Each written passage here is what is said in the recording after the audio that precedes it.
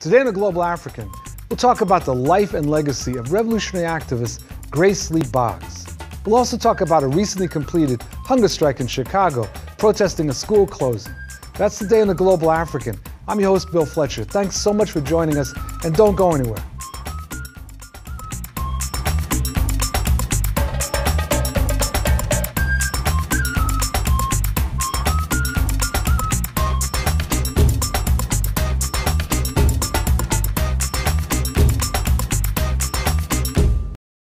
On Monday, October 5th, civil rights icon, educator, unapologetic radical, Grace Lee Boggs passed away in her adopted hometown of Detroit, Michigan. She was 100 years old. For more than 70 years, Boggs had been a leading voice in social movements around the country and indeed around the world. She spent the last few years of her life mentoring and teaching community organizing to young people in a city through an institution known as the Boggs Center to Nurture Community Leadership. Grace Lee Boggs was married to the auto worker and author James Boggs, who passed away in 1993. In 1992, James and Grace Boggs founded Detroit Summer, an intergenerational, multiracial collective working to transform communities through youth leadership, creativity, and collective action. Grace Boggs was a protege of the prolific author C.L.R. James, and would later work with Malcolm X, Kwame Nkrumah, Danny Glover, and many other prominent activists. On this segment, we're going to examine the life of Grace Lee Boggs. Here in our studio, we have Shekinah Hockenhull, who is a native Detroiter, youth organizer and artist, and worked closely with the James and Grace Lee Boggs School in Detroit. She currently resides in Washington, D.C., and is enrolled at Howard University. Joining us on screen is Adrienne Marie Brown, who is a writer, activist, and social justice facilitator living in Detroit. She's a co-editor of Octavia's Brood, science fiction from social justice movements. And finding out that she's a science fiction fanatic made us friends for life. Welcome to The Global African. Thank you for having me. Shekinah, how did you get involved with the Boggs School? So as a young person living in the city of Detroit, I knew something was wrong. I knew that the way my family or my families were living within the city did not make sense.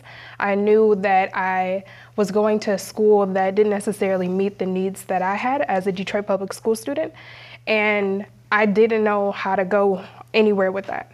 But I found myself in a youth program that was founded by the Michigan Roundtable that was inspired by the work of James and Grace Lee Boggs and her work with Detroit Summer. And it really put me in the place to become an actual youth organizer as a youth. So how do I empower my peers to care about their surroundings, but how do I empower them to have confidence in who they were and to see the positive in their neighborhood? How do we build bikes? How do we plant gardens? But also, how do we have tough conversations about what it means to be inclusive of other individuals who may not necessarily be like ourselves, which were conversations that those who are older than myself didn't expect me to have as a young person. And then after I finished that program, I transitioned into working for the James and Grace Lee Boggs School, which was centered in place-based education. So how do you educate a student to really care about the environment around them, but also integrate that within the curriculum? And so that's how I really got into talking about the philosophy of James and Grace Lee Boggs and how do I think dialectically about what's really going on in Detroit and within myself. So. And where does that take you in terms of what you want to do? I think while a lot of my peers are very much into getting money and understanding that they live in a capitalist society and accepting that and finding a way to navigate through it, I'm reimagining what my reality could be like and what a community can be like where we don't necessarily focus on the dollar. How do we think beyond what has already been given to us? So I'm literally trying to create an entire new ecosystem of what I prioritize to be freedom, responsibility, mutual respect, and bartering ultimately. How do we barter? How do we trade things that we need? instead of thinking that money has to be our end all be all, which may seem very trivial, but in reality, a lot of the young people I know, they're experiencing a lot of distress about coming up now because they don't know where they're going to go, how they're going to pay for school. The debt crisis is incredible right now, student debt, and I'm trying to think beyond that, and Grace taught me in a way to do that. Adrian, what's the connection for you, or in your understanding of Grace's philosophy, between this sort of reimagining, re-envisioning, repositioning, however you'd want to describe it, and the question of fighting for power, for the traditionally oppressed? Awesome. It's been a challenging process for me sitting with and learning with Grace around that exact question, because my background, I came from doing voter organizing and then doing direct action. And a lot of the work was power exists in a static place, like it's up here. It's always at the top of this pyramid or this triangle. We're trying to take over that top, be the king of the hill, sort of claim that space and put our folks with our belief systems into those positions of power. And I feel like so much of what Grace offered was the whole structure is to be dismissed. The way that power gets held currently, there's such a limit to what can happen there. So I remember when Obama got elected, and I, like many of my peers, even though I wasn't like, yes, Obama's liberation, but I definitely had a moment of like, okay, this is someone who comes from a community organizing background. He's Black. We can celebrate. And I remember sitting down and having a conversation with her, and she's like, and our work will really begin now, because people will begin to see that it doesn't have to do with what the person looks like or anything else. It has to do with what does power mean in America. It's tied to the fact that America is a capitalist, imperialist society. And so anyone who's holding power is going to have to step into those shoes. And if we want different shoes, if we want a different society, then we have to think differently about what it means to hold power. That it's not something we elect and get official individuals to do. It's something that we have to share as a community. And that means to take responsibility to learn how to do it. But what does that mean at the level of strategy? At the level of strategy, one part of it is starting to change how we build relationships. So rather than building these transactional relationships, what can my organization do for you? How much money can you give my organization? How can I receive funding? Right now, so many, I do facilitation for all these organizations. So much of the focus is, how do we get funding? How do we get funding? How do we get funding? Even if people don't realize that's what they're actually trying to do, it's more about getting funding than actually building community strength and power. I think a brilliant strategy that's playing out in Detroit right now is the James and Grace Lee Boggs School, because it's saying we have to start with folks at their youngest age, when they first start to come into really relating with others, and change at that level. How do we listen to each other? How do we take responsibility for the place we live in? What is the food and water situation in the place that we live in? How do we cultivate and care for and keep that clean and safe and available to all the people here? So those strategies come out of this post-apocalyptic condition in Detroit, where we cannot count on our politicians in any way to make sure that basic food, water, and heat are rights that we have here.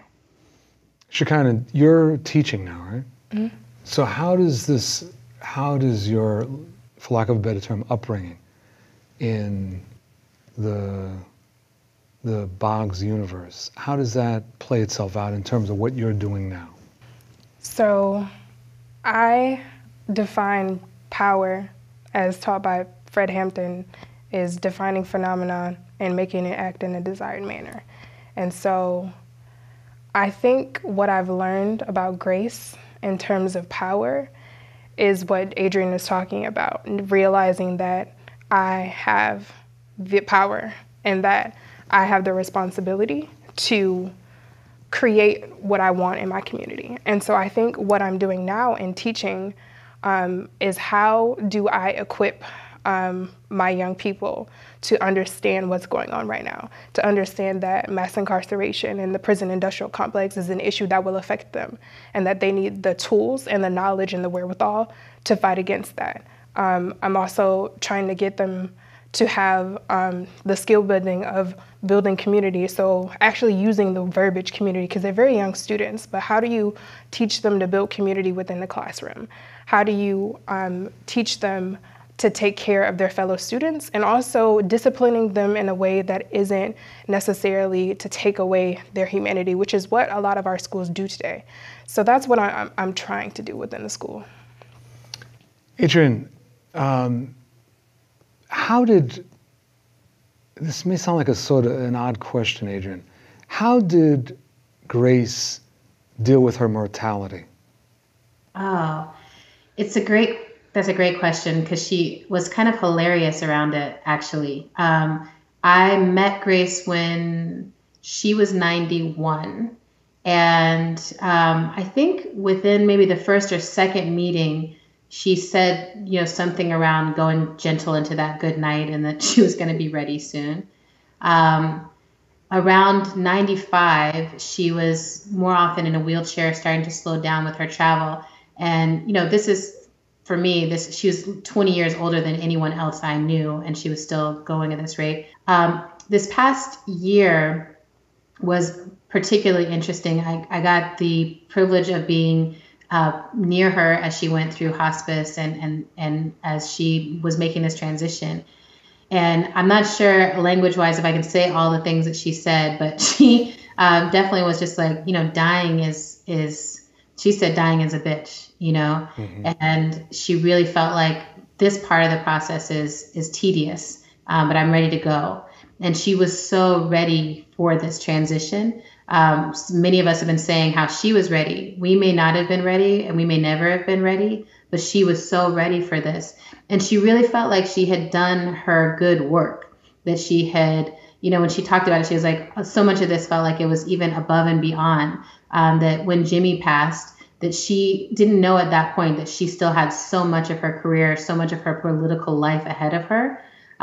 She published her autobiography after that. She toured and really stepped into her own leadership as a woman, as a philosopher who was really shaping all of these folks around her. So much of the work that we know came in what we would think of as this last fourth of her life. And then I think she was just like, wow, who knew that it was going to go like this? And I feel good about what I've done, and I'm ready to go. Shekinah, what's the one memory, the most important memory for you of Grace? I think my most important memory, after Trayvon Martin died, we went to talk with Grace. And I was working for an organization that was a corporation, and I didn't agree with their politics. I didn't agree with what they did with their profit and how they were polluting our community. And I asked Grace, what was I supposed to do? I was in a difficult situation and I needed money. And she was asking me, well, sit back. What does it really mean to work? That was really the question that she gave me. And she asked it to me in a way that brought me back and helped me think about what I really wanted and whether sacrificing my humanity to work for someone else at that time was really worth it. And I left there feeling more invested in building community and building myself in leaving that job than I'd ever felt about anything. The most sure decision ever. And I think she supported me and the other young people who I was with in realizing that we're not alone, that we're together, that when other young people who look like ourselves are being shot down, that we have each other to lean on. And so her fostering that space for us is something that is will be forever like within me. So Adrian, same question. Yeah. I have two that come to mind, and I'll share them both briefly. One is bringing my parents to meet Grace. Once I knew that I was down for Grace, like I spent a few years battling with her and trying to, push back, push back, push back. And finally I was like, you know, she's right about most of these things, or at least about the process. So I was like, let me bring my parents to meet her. I think this will be important. And my dad was in the military for 30 years and then went to work for a defense industry company. And I was a little nervous, like, how is this going to go? You know, this revolutionary and this military Black man. And the way that she engaged my parents as potential revolutionaries and as philosophical beings and as humans who could still change how they were living, or could just think more deeply about stuff. She loved them and they loved her, and they had a really beautiful and politically forward conversation that has shifted how I engage with my parents. So that's one. The other is just singing for Grace. I got the honor to sing at her birthday a few times, and this past year as she was sick, I got to be at her bedside and just sing to her. She liked hearing hymnals. She liked hearing Sam Cooke. She liked original songs, just humming, whatever it was. She would just get this little smile on her face and, you know, just kind of light up. And it was just such an honor to get to be present with her in that way, outside of both of our minds or strategies or ideas or anything else, just human to human, rhythm to rhythm. And I'm grateful for that time. I want to thank both of you very much for joining us and for sharing this. And it was her impact, the people she touched, it really does feel like a ripple that continues going further and further. And it's not clear where it will end, but there's so many people that have been touched. And you've given us a bit of an understanding as to why. So thank you both very much. Thank you. Thanks for honoring her in this way. Our pleasure. And thank you for joining us for this segment of The Global African. I'm your host, Bill Fletcher, and we'll be back in a moment, so don't go anywhere. On August 17th, community activists in the Chicago neighborhood of Bronzeville took part in what would end up being a 34-day hunger strike, ending on September 20th. The action was taken to protest the closing of Walter H. Dyett High School, which was shut down back in June by city officials in Chicago. Residents of the community were upset about the closing of Dyett High School, arguing that students would be left with poor options, including schools far away from their neighborhood, schools with selective enrollment, and schools located in the midst of gang violence. On September 3rd, the city announced that it would reopen Dyett as an art school. Community activists were not satisfied, arguing that an art school is not what students need. Instead, they have advocated for a green technology-oriented school that provides a curriculum more oriented towards the future. Since then, the city has agreed to incorporate a technological component to the curriculum at Dyett High School. Challenges remain for activists, such as the selection of the new principal and ultimate control over the school.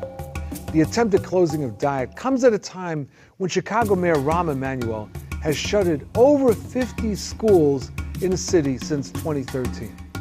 We're joined now by G2 Brown, who is the National Director for the Journey for Justice Alliance.